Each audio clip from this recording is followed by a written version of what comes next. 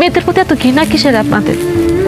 শুধু আপনি না, পৃথিবীর হাজার হাজার পরিবার, হাজার হাজার স্বামী, পিতা শুনলে মেয়ে সন্তান হওয়া শুনলে তাদের চেহারা চেঞ্জ হয়, তার আচরণ চেঞ্জ হয়ে যায়। কেন? মেয়ে আমাকে অভিশাপ, মেয়ে আমাকে পাপ, অন্যায়। আপনি যে পৃথিবীতে দাঁড়ায় রয়েছেন না আছেন জীবিত কার জন্য? আল্লাহ তাআলা কোন একটা নারীর মাধ্যমে, একটা মেয়ের মাধ্যমে আপনি পাঠাইছে। আপনার মাও কিন্তু একটা মেয়ে। কোন কিতাব, কোন কোরআন বই পুস্তকে লেখা আছে যে বাপের পায়ের নিচে সন্তানের বেহেশত?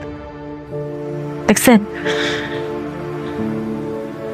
দেখবেন না তো। লেখা আছে কোথায়?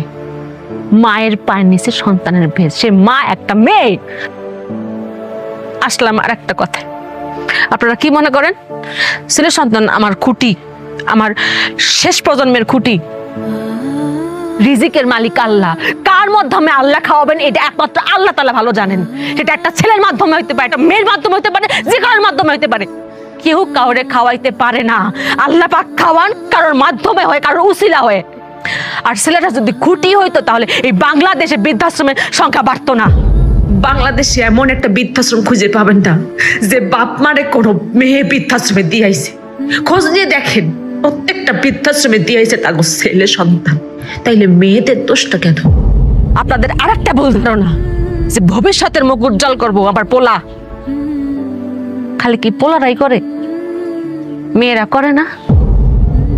পৃথিবীর কোন কাজে কোন জায়গা মেয়েরা নাই? কোন জায়গা মেয়েরা পিছিয়ে আছে কোন তো? ডাক্তার, ইঞ্জিনিয়ার, পাইলট কোন জায়গা নাই? আরেকটা কথা তো আমরা সবাই জানি যে আল্লাহ পাক যখন খুশি হন তখন তার ঘরে মেয়ে সন্তান দেন।